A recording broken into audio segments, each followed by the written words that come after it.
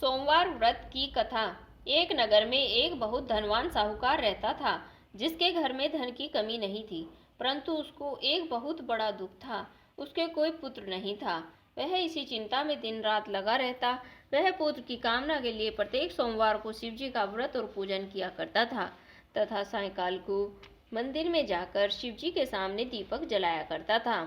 उसके भक्तिभाव को देखकर एक समय श्री पार्वती जी ने शिव जी महाराज से कहा कि हे महाराज, यह साहूकार आपका अनन्य भक्त है और सदैव आपका व्रत और पूजन बड़ी श्रद्धा से करता है। इसकी मनोकामना पूर्ण करनी चाहिए।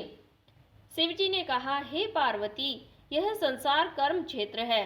जैसे किसान खेत में बीज बोता है, वैसा ही फल काटता है। उसी तरह इस संसार में जो जैसा कर्म करता है, वैसा ही फल भोगते हैं। पार्वती जी ने अत्यंत आग्रह से कहा, महाराज, जब यह आपका अनन्य भक्त है और इसको किसी प्रकार का दुख है तो उसको अवश्य दूर करना चाहिए, क्योंकि आप सदैव अपने भक्तों पर दयालु होते हैं और उनके दुखों को दूर करते हैं। यदि आप ऐसा नहीं करेंगे तो मनुष्य आपकी सेवा और व्रत क्यों करेंगे? पार्वती जी का ऐसा आग्रह सुनकर शिव जी महाराज बोले, हे पार्वती, इसके कोई पुत्र नहीं है। इसी चिंता में यह अति दुखी रहता है। इसके भाग्य में पुत्र न होने पर भी मैं इसको पुत्र प्राप्ति का वर देता हूँ, परंतु यह पुत्र केवल 12 वर्ष तक जीवित रहेगा। इसके पश्चात वह मृत्यु को प्राप्त हो जाएगा। इससे अधिक और मैं इसके लिए कुछ भी नहीं कर सकता।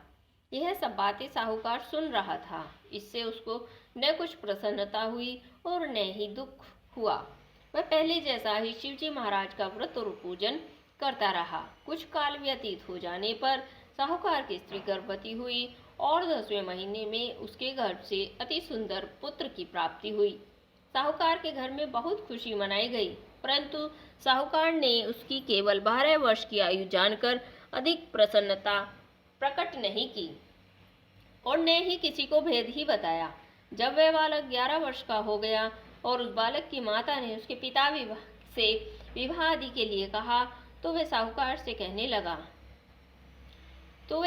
कहने लगा कि अभी मैं इसका विवाह नहीं करूंगा, अपने पुत्र को काशी जी पढ़ने के लिए भेजूंगा।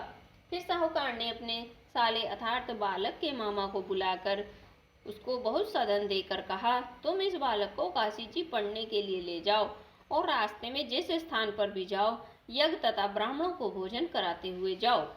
वह दोनों मामा और भांजे यज्ञ करते हुए और ब्राह्मणों को भोजन कराते जा रहे थे। रास्ते में उनको एक शहर पड़ा।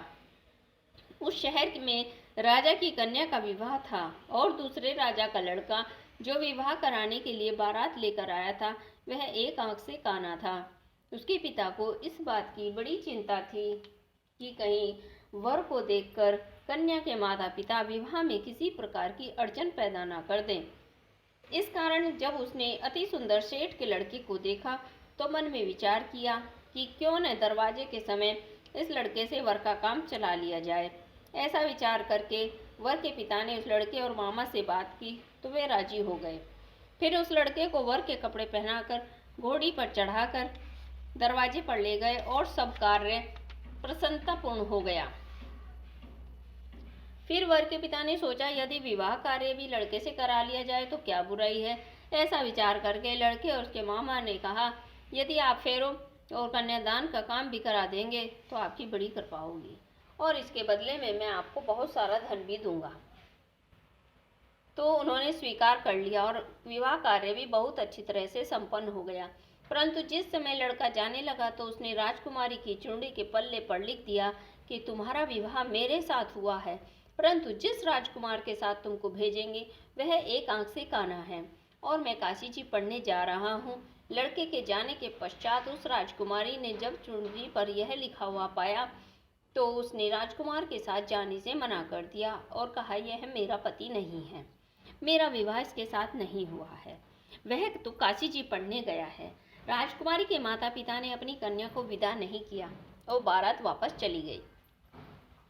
उधर सेठ का लड़का और उसका मामा जी काशी जी पहुंच गए और वहां जाकर उन्होंने यज्ञ करना और लड़के ने पढ़ना शुरू कर दिया।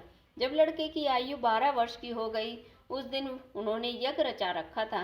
लड़के ने अपने मामा से कहा, मामा जी, आज मेरी कुछ तबीयत ठीक नहीं है। मामा ने कहा, अंदर जाकर सो जाओ। लड़का अंदर जाकर सो गया और थोड़ी देर में उसके प्राण निकल गए। उसने सोचा कि अगर मैं अभी रोना पीटना मचा दूंगा तो यज्ञ कार्य अधूरा रह जाएगा। अतः उसने जल्दी से यज्ञ का कार्य समाप्त कर ब्राह्मणों के जाने के बाद रोना पीटना आरंभ कर दिया। संयोगवश उसी समय शिव पार्वती जी उधर से गुजर रहे थे। जब उन्होंने जोर जोर से रोने की आवाज़ सुनी तो पार्वती जी ने कहा, महाराज, कोई दुखिया रो रहा है, इसके कष्ट को दूर कर दीजिए। जब शिव और पार्वती ने पास जाकर देखा तो वहाँ एक लड़का मुर्दा पड़ा था। पार्वती जी कहने लगी, महाराज, यह तो उसी सेठ का लड़का है जो आपके वरदान से हुआ था।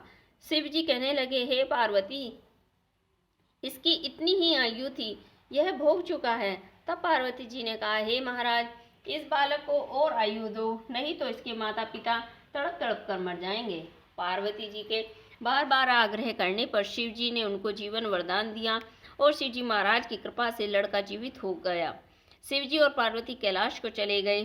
तब वह लड़का अपना मामा और उसी प्रकार यज्ञ करते हुए ब्राह्मणों को भोजन कराते हुए घर की ओर चल पड़े। रास्ते में उसी शहर में आए जहां उसका विवाह हुआ था। वहां पर आकर उन्होंने यज्ञ आरंभ कर दिया तो उस लड़के के ससुर ने उसको पहचान लिया और अपने महल में ले जाकर बड़ी खातिर के साथ बहुत से दास दासियों सहित आदरपूर्वक लड़की और जमाई को विदा किया। जब वह अपने शहर के निकट आए तो मामा ने कहा, मैं पहले तुम्हारे घर जाकर खबर कर देता हूँ। जब उस लड़के का मामा घर पहुंचा तो लड़के के माता पिता घर की छत पर बैठे थे और यह प्रण कर रखा था, यदि हमारा पुत्र सकुशल लौट आया तो हम राजी खुशी नीचे आ जाएंगे, नहीं तो छत से गिरकर अपने प्राण खो देंगे। इतने में उस लड़के के मामा ने आकर यह समाचार दिया, आपका पुत्र आ गया है। उनको विश्वास नहीं आया। तब उसके मामा ने शपथ पूर्वक कहा कि आपका पुत्र अपनी स्त्री के साथ बहुत सारा धन लेकर आया है। तो सेठ ने आनंद के साथ उसका स्वागत किया और बड़ी प्रसन्नता के साथ रहने लगे।